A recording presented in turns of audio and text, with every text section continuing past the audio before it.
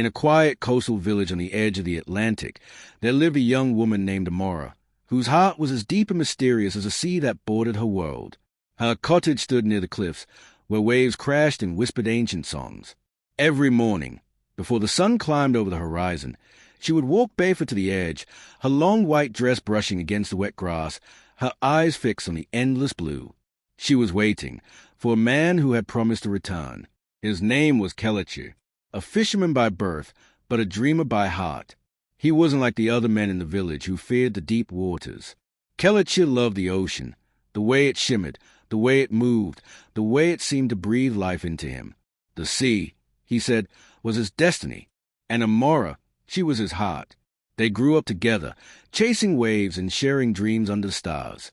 When he laughed, the sound carried through the wind. When she smiled, it softened the whole world around her. The villagers often said that even the sea grew calm when the two were together. One night, when the stars were bright and the air was still, Kelechi told her he had been chosen to join a large fishing expedition that would sail beyond the horizon, to the end of the world, as the elders called it. He promised it would be his last long voyage. Just one more journey, Amara, he said, holding her hands. Then I'll come back, and we'll build our life by the water. I swear to you, by the sea itself. Tears filled her eyes, but she smiled and whispered, I'll wait, no matter how long it takes. That was the last night they saw each other. The next morning, his ship disappeared into the horizon. The villagers watched until it became a speck and then vanished completely. Days passed, then weeks, then months. Each sunrise, Amara walked to the cliff to watch the ocean, waiting for his return. She would sit by the rocks, humming the song they used to sing together, whispering his name to the wind. Kelechi, come back to me. At first, the villagers admired her devotion. Her love is pure, they said. But as time stretched on, admiration turned into pity. The other fishermen returned with their nets full, but Kelechi's ship never did. Some said a storm swallowed it whole.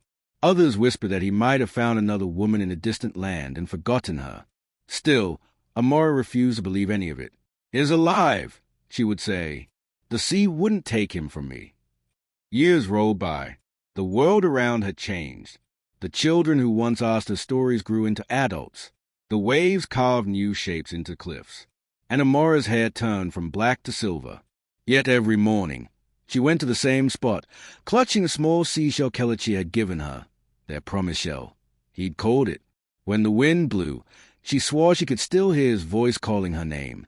One stormy night, many years later, lightning split the sky, and thunder rolled like the growl of the ocean gods. The villagers urged her to stay inside, but Amara stepped into the rain. She stood at the edge of the cliffs as waves roared beneath her. "If he's lost," she cried to the storm, "then show me where he is." The storm raged all night. When morning came, the sea was still and strange. Mist hung over the water like a ghostly veil. As the sun rose, a young boy from the village ran shouting through the streets. A ship is coming." The villagers gathered at the shore. Out of the mist, an old vessel appeared, weathered, broken, and eerily silent. Its sails were torn, its wood blackened with age. No flag, no crew. Only one figure stood at the bow. Amara stepped forward, trembling. "Kelechi," she whispered. The man lifted his head. His face was pale as a moon, eyes soft but filled with sadness. "Amara," he said, his voice carried by the wind, "I never meant to leave you. The sea held me longer than I could fight." Her tears fell freely. "I waited," she said, her voice shaking. "Every day, every night." He smiled faintly. "I know. I heard you. Every time you called my name, the sea whispered it to me. But I cannot stay. I came only to set you free." As he spoke, the ship began to drift backward into the fog. Amara ran to the edge of the water, reaching out, her old hands trembling. "Take me with you," she cried. "Don't leave me again." Kelechi's smile deepened, sad but peaceful. "Then come," he said softly. The villagers watching from the cliff saw a strange glow sweep across the water. For a brief moment, they swore they saw Amara step forward and vanish into the mist. The ghostly ship slowly disappeared with her, swallowed by the sea. When they searched the shore, all they found was her white shawl caught on a rock and the small seashell she always carried, lying beside it. The villagers mourned her, but some said she was finally where she belonged, beyond the waves, reunited with her love.